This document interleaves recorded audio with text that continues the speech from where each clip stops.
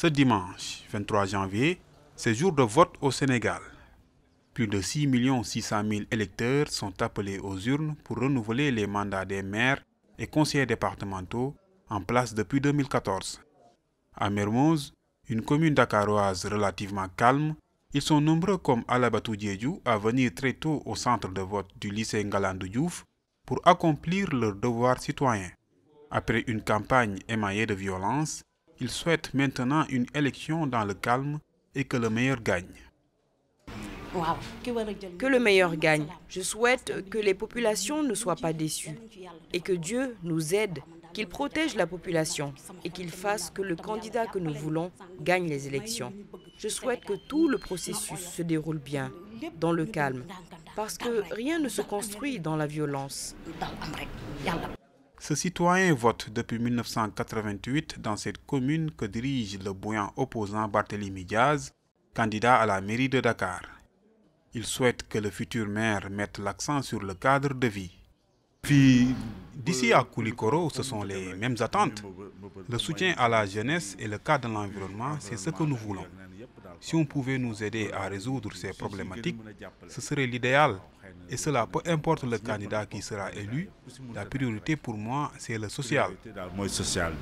Faisant depuis ce matin le tour des centres de vote sous sa supervision, M. Mbaye n'a pas relevé d'énormes couacs sur le déroulement du scrutin. Déjà avant 8 heures, les électeurs sont venus en masse, et ainsi que les membres aussi des bureaux étaient présents. Ça fait maintenant deux élections que je suis nommé comme superviseur, mais apparemment il n'y a pas de problème. Et ici, les gens votent dans la discipline. C'est à quelques mètres de ce centre, à l'école élémentaire Nafissatou Niang, que vote le maire sortant de la ville de Dakar, Soham El Wardini. Il est venu à pied avec ses accompagnants,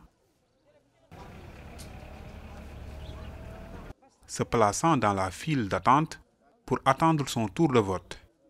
S'adressant ensuite à la presse, elle a appelé à renforcer la nature paisible du début du scrutin. Voilà, je viens donc d'accomplir le vote au centre Nafissatou Niang. L'atmosphère est calme, je peux même dire paisible. Les gens viennent tranquillement voter.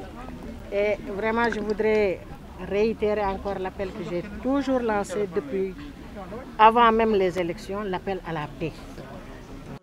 Au-delà des enjeux locaux, ces élections comportent des enjeux nationaux. Certains disent qu'elles sont le baromètre pour savoir si le président Macky Sall va se présenter en 2024 pour un troisième mandat. Ce scrutin est aussi un test pour éprouver la popularité des leaders politiques tels qu'Ousmane Sonko, qui brigue la mairie de Ziguinchor dans le sud du pays.